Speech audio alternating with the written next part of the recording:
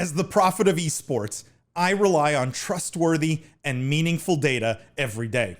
Data from our research partner YouGov offers the most complete view of esports fans and gamers in the world, providing context to who they are, what they think, the brands they buy, and things they do. YouGov's connected insights and research services inform strategy at every level. If you're a team, a brand, agency, or rights holder, you should be talking with YouGov. Their partners measure and maximize ROI and are telling compelling stories with data. Visit yougov.com/gaming-esports to learn more. Let's talk about Japan. Maybe one of William's favorite gaming subjects here. The headline here, Japan is opening its first ever esports gym in Tokyo, where people can book 3-hour slots at PCs and pay for coaching from professional gamers. It says similar spaces have opened in Singapore and South Korea, and this is the first one in Japan. It will be known as Esports Gym. There's monthly memberships at $50. You can pay $25 an hour. Here's my question to you guys. Is the esports gym term a total misnomer here? Do you guys feel that it's a little bit disingenuous to call this an esports gym when this seems to be more just of a LAN center? Does anyone else feel this way? Or I don't know. Do you guys feel this is a true first? I totally thought it was going to be like playing games and losing weight, not at all like actually improving upon esports. Totally hoodwinked by the name of it. Yeah, you would think, Lindsay, right? This would have been all about gamer fitness, like, but you know, specific to like gamer, like William joked on the podcast, like finger strength. You know, like should it just be a bunch of machines? I didn't even think that. I thought it was like you play games to lose weight. Like I thought it was. Oh, interesting. Yeah, I thought it was like. Apparently, this is an extremely malleable term that people can invest a lot of emotional angst in.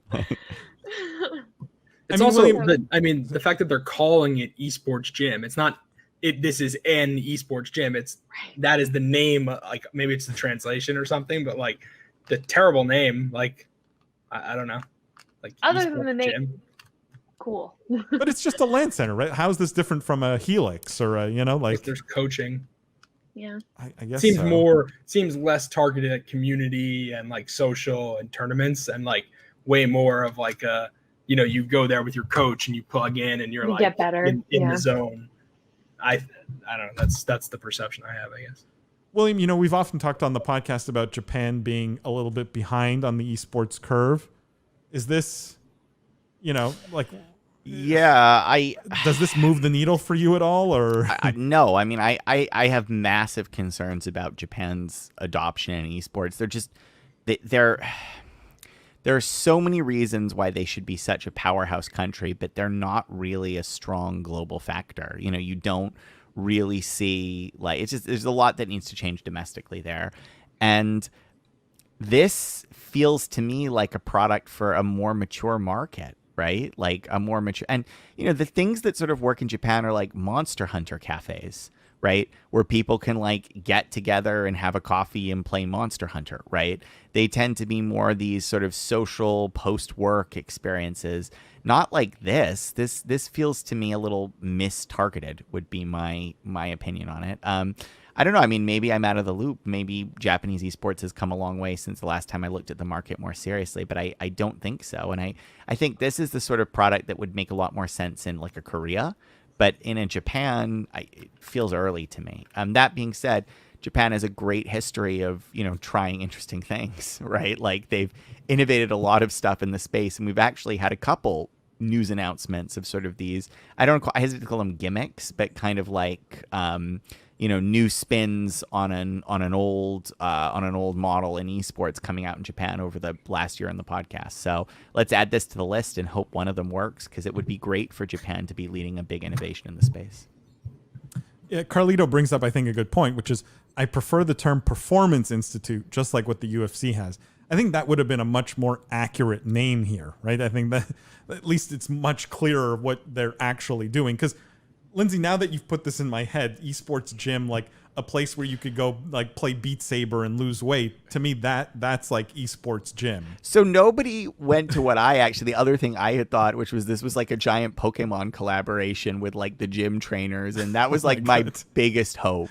That was kind of the first thing I thought as well. I was like, that would be so awesome if it's like Rock Gym and Cerulean City, and like I was like, sign me up. It's like the ultimate, like, it's like the ultimate theme park, basically.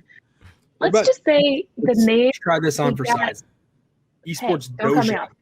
Esports Dojo, Lindsay. What do you think? That's better. But the name. Jeff the Dojo Cohen. Oh God. I just had so many more hopes and dreams like that. when I read Japan opening an esports gym. I mean, there are so many other directions that could have gone. That would have been fun. Also required a lot more money, so I understand, but a little bit of a letdown. I missed this one. It's Pathfinder says, I mean, I'd pay $50 an hour for golf lessons. Yeah, I don't think the pricing here was out of whack, right? They had like monthly memberships at $50 a month. Like the pricing totally seems in line and like affordable. Like it's more just, is there a market for this in Japan? A, and B, the name is just confusing in terms of what you actually get there. By the way, Jeff, for you, I missed this comment from Josh. I think it was when I had double. How is it not Jeff the Process, Cohen? You even have a built-in tagline, trust the process. It's pretty good. It does Josh. Also, the P's, the prophet, the professor, the process, the boss, POS. It's in the running. It's in the running. Chris says, Japan is quietly making moves in Japan CJZU, which is the Japan Esports Union.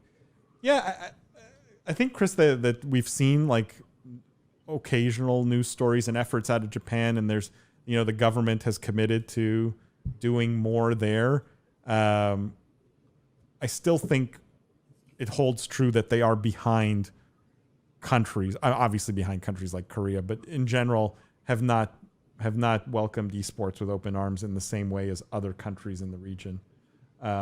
Even though there is tremendous gaming culture there, that's kind of the interesting dynamic.